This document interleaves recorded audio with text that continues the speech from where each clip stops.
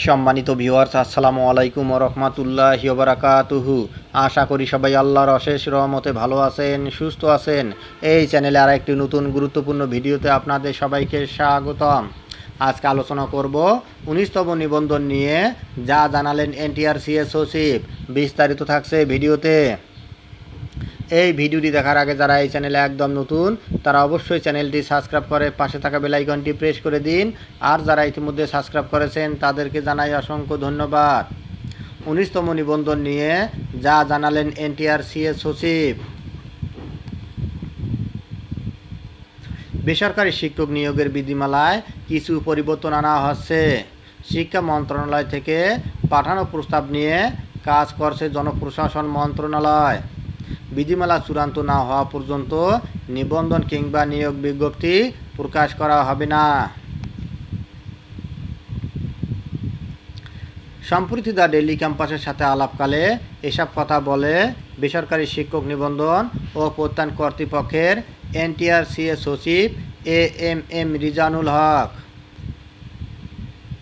জানা গেছে, এতদিন বেসরকারি শিক্ষা প্রতিষ্ঠানে শিক্ষক নিয়োগের যোগ্যতা অর্জন করতে হতো শিক্ষক নিবন্ধন পরীক্ষার মাধ্যমে। তবে সেই পদ্ধতি পরিবর্তন করতে যাচ্ছে অন্তর্বর্তী সরকার।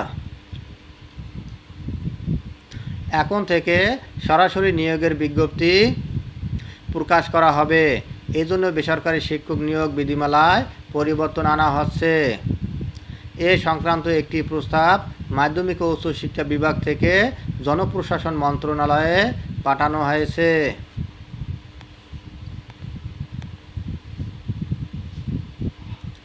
নাম অপ্রকাশিত রাখার শর্তে শিক্ষা মন্ত্রণালয়ের মাধ্যমিক ও উচ্চ শিক্ষা বিভাগের এক কর্মকর্তা দ্য ডেইলি ক্যাম্পাসকে বলেন, শিক্ষক নিয়োগ বিধিমালায় বেশ কিছু পরিবর্তনের সুপারিশ করা হয়েছে। প্রস্তাবনাগুলো এখন জনপ্রশাসন মন্ত্রণালয়ে রয়েছে। এরপর এটি আইন মন্ত্রণালয়ে যাবে। আইন মন্ত্রণালয় থেকে প্রস্তাবনাগুলো অনুমোদন পাওয়ার পর এ বিষয়ে পরিপত্র জারি করবে মাধ্যমিক ও উচ্চ শিক্ষা বিভাগ। দুই মন্ত্রণালয়ের অনুমোদন পেতে কিছুটা সময় লাগবে। পরিপত্র জারির সঙ্গে শিক্ষক নিয়োগের নতুন বিজ্ঞপ্তি সম্পর্কিত জানিয়ে মন্ত্রণালয়ের ওই কর্মকর্তা আরও বলেন, পরিপত্র জারি না হওয়া পর্যন্ত নতুন বিজ্ঞপ্তি প্রকাশ হবে না। পরিপত্র চলতি বছরের মধ্যে জারি করা হবে। তবে নির্দিষ্ট কোনো দিনক্ষণ বলা সম্ভব নয়। প্রসঙ্গত, বেসরকারি শিক্ষা প্রতিষ্ঠানে শিক্ষক নিয়োগের যোগ্যতা অর্জন করতে হয় শিক্ষক নিবন্ধন পরীক্ষার মাধ্যমে। 2005 সালে প্রতিষ্ঠার পর এখন পর্যন্ত 18টি নিবন্ধনের বিজ্ঞপ্তি প্রকাশ করেছে এনটিআরসিএ। এই নিবন্ধন সনদের মাধ্যমে 1 লাখের বেশি প্রার্থীকে বিভিন্ন শিক্ষা প্রতিষ্ঠানে নিয়োগের সুপারিশ করা হয়েছে। ধন্যবাদ জানিয়ে বিদায় নেওয়ার আগে আবারও অনুরোধ জানাই, যদি ভিডিওটি ভালো লাগে এবং সর্বশেষ শিক্ষামূলক আপডেট ভিডিও পেতে চান তাহলে অবশ্যই চ্যানেলটি সাবস্ক্রাইব করুন। ধন্যবাদ সবাইকে।